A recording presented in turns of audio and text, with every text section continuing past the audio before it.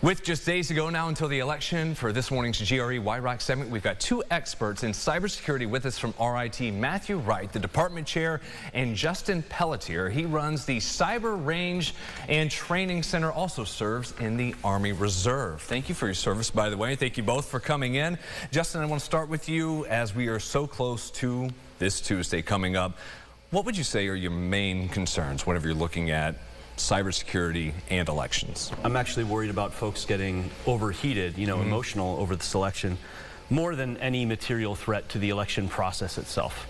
I think we have a good and trustworthy election process, and I think it's important for people to remember that. Matthew, something we deal with now is AI and deep fakes, that being some sort of video or clip where people have made these look like President Biden. They've used his voice before in a robocall, and the company got fined for that before.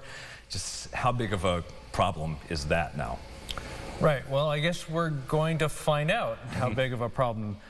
We've seen it affect elections in other countries, where in Slovakia, for example, there was an audio deepfake where it may have actually affected the outcome. It made one of the candidates look like he was saying he was going to rig the election, actually. And so we know it has that potential.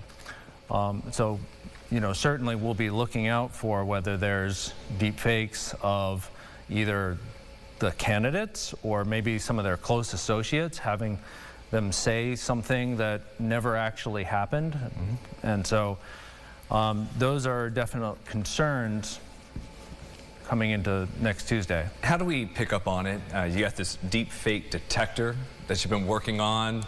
That will help to some degree, because unfortunately it's only going to get worse, and by that I mean the technology that whoever's using this will get better. Absolutely. So we've been developing this deepfake detector, and one of the things that I'd say about it is that if you see a video clip, like someone at home sees a video clip on their social media feeds, that they need to take a moment, like Justin was saying, and slow down and not get overheated, not necessarily share it right away, but actually to rely on trusted news sources like WROC or whatever your trusted news source is, to actually understand what's the context around this. We have spoken with dozens of journalists to try to understand what they would need for such a tool. And one of the things that we are heartened by is that we know that journalists take it very seriously to try to understand, is this real? Is this fake? What's the context around it? Can they talk to the actual person on the video? Can they talk to whoever it was that took the video? And there's all that additional information that they bring to the story.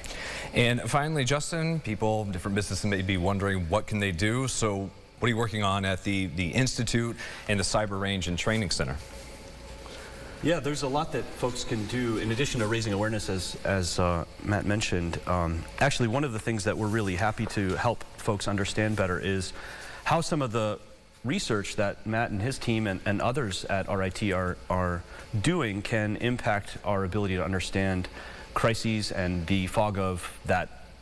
As cyber attacks unfold, we don't quite know what truth is, right? So it's hard for us to really make a determination of what's happening. And so we like to walk organizations and leaders through that experience so they get a sense of that existential threat in practice.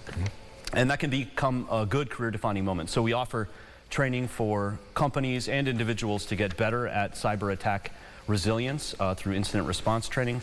We also have some individual learner options that will help folks get better at cybersecurity practitioner in their office to be cybersecurity workers. Great resources to have. Thanks again to Justin and Matthew for being here. We've got links to that as well today with this interview under the Why ROC section of RochesterFirst.com.